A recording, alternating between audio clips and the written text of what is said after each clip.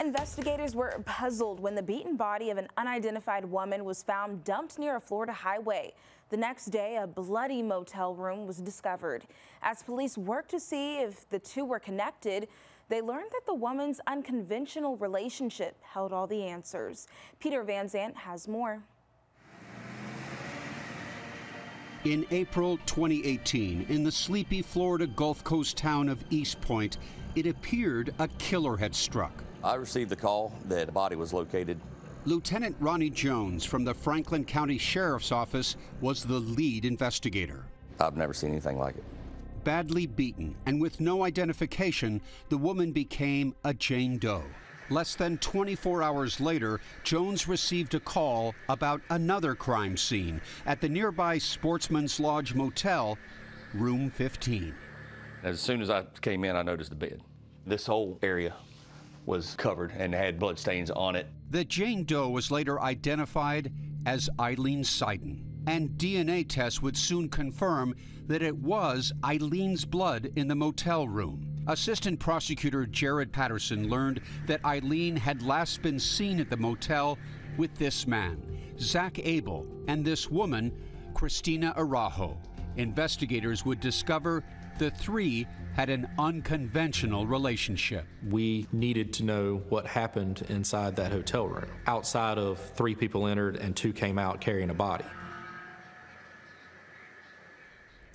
Joining us now from New York is Peter Van Zandt to talk more about this case. Peter, what did investigators learn about the victim's relationship with these 2 people?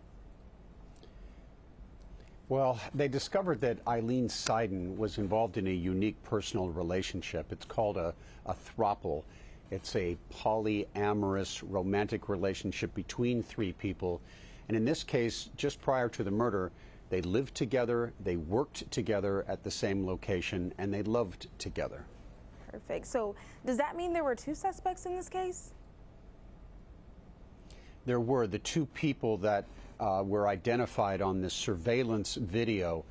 They were able to identify those 2 people, and they admitted being in this room 15. 3 people went in alive, 2 people exited alive, carrying a body out, and they both said that they were involved in carrying the body, but they both said the other person is the killer, the murderer, and it ends up where a jury has to make the determination of who's telling the truth here. Wow.